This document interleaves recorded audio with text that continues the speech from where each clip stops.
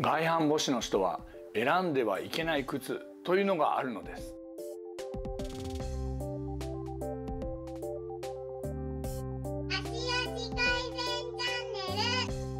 皆さんこんにちは。足の専門家中島武史です。今回は外反母趾の人が選んではいけない靴についてです。というかこれ正直なところ言うと外反母趾の人に限らずということなんですけど、外反母趾、というか足が弱っている人は全般的にこういう靴は選ばない方がいいですよ、もしくは足の健康を気にしている人は選ばない方がいいですよというのを今からお伝えしていきたいなというふうに思います。ハイヒールっていうのはちょっともう除外しておきますね。これも明らかに選ばない方がいいんで、やっぱりそれはもうハイヒールとか言い出すとえらいことになるんで、もうそれは大前提としてもっと具体的なやつというか、もっと、皆さんがあまりご存じないやつも含めてお話していきますね。ですから内容はまず選んではいけない靴第3位、そして2位、1位というふうになっていきます。でこの動画をご覧になることであなたは、外反母趾にとってどんな靴が負担になっているのかな、もしくは外反母趾と言わず足ってどういう靴が負担になるのかなというのをご理解いただけるようになります。そしてそれを踏まえて靴を選ぶことで足の健康を手にすることができるでしょう。では外反母趾の方が選んではいけない靴第3位ですね。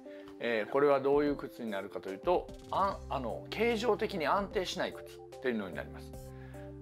外反母趾の方は足の指を踏ん張ろうとして、こう力を入れる状態になって余計にひどくするというふうになっていきます。だからできるだけ踏ん張らなくても安定するというか、普通にこう立ってても安定していく靴の方が力を入れなくて済むわけですよね。無用に力を入れすぎないで済むようにしようと思えば、例えばですよ、こう昔よく流行って、今でも履く人いると思う厚底靴とかありますよね。こうグラグラしやすい靴。当然これは除外と言いましたけどハイヒールも含むなんですけど、なんせ安定しない靴履けば履くほど、ぐらつけばぐらつくほど外反母趾というのはひどくなっていきます。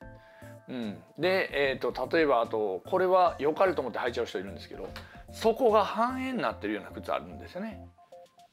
こうクリーンって歩きやすいよっていう靴です。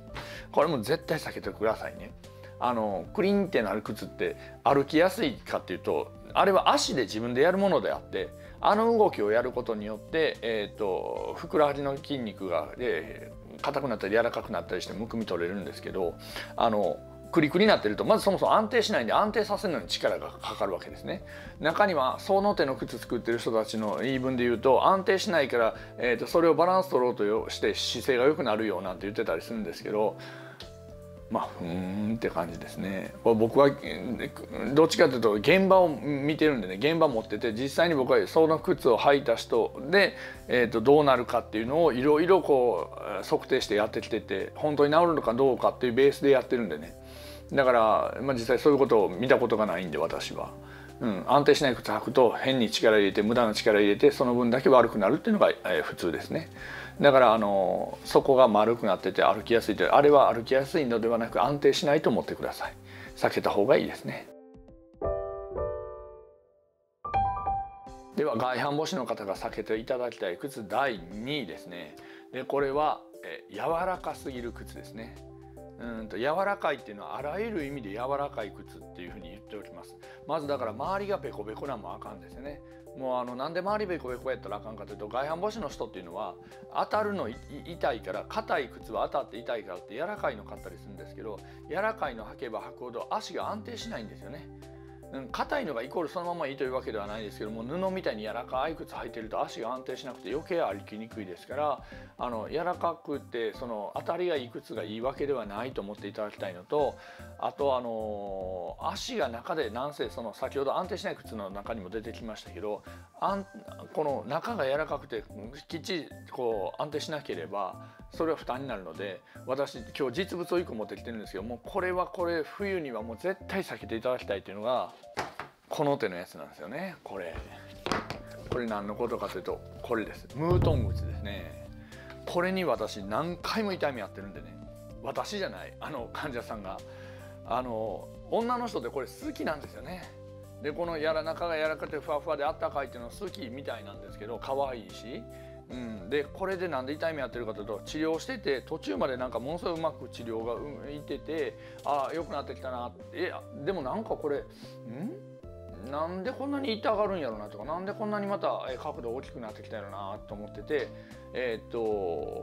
帰りしな入り口見送ってパッと足元見たら、なんかえらい変な歩き方してるから、何や思って見たらこういう靴だって。でこの靴って簡単に言うと中で滑るんですよね、このムートンのやつっていうのは。だからその人は冬になってそれを履き始めた頃から悪くなってたんですよね。でこれのケースはもう結構あるんです。その人はたまたま履いてきてもらってたから分かったんですけど、なんか調子悪いなとしても、もう家でそういうなんかこんなん履いてへんって言ったら結構履いてるんです。女の人って靴やっぱりファッション優先になってたりする人はやっぱ多いと思うんですよね。まあ男の人もそうですけどね。これは避けた方がいいですね。メーカーさんに怒られそうですけどね。でも健康のこと考えたらやっぱこれ安定性能です。しかもこれの安い靴であればこれなんかそうなんですよ。もう布が貼ってる布も自体も動いてるんで、これはえらいことですね。こんなん履いたらズルズルですね。歩かれへんっていう。はい。だからこの手の靴もできるだけ避けるようにしといてください。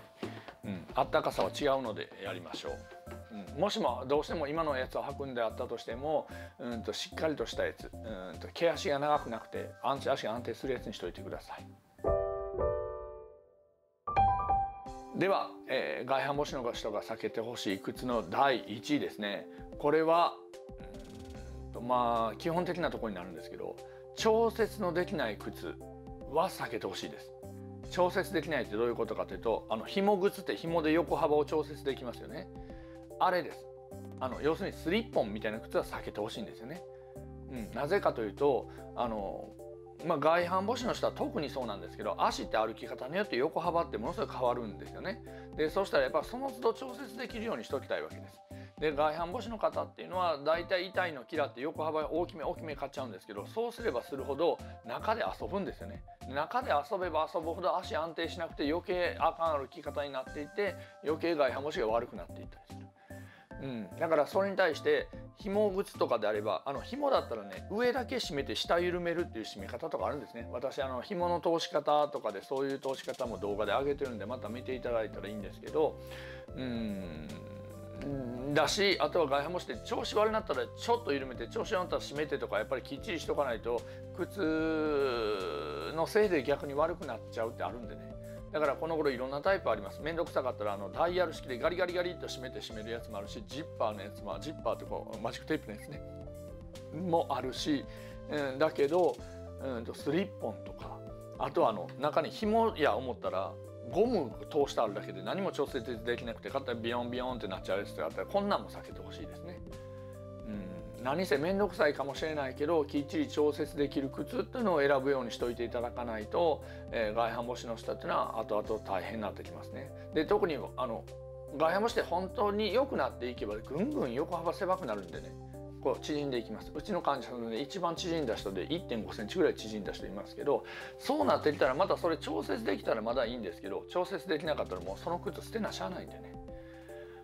で仕事上でもしかしたらスリッポンみたいな履かなあかん場面がある人はしゃあないです。しゃあないって言わないですね。仕方がないですね。仕方がないとは思うんですが、できるだけ調節できる靴を選んだ方がいいです。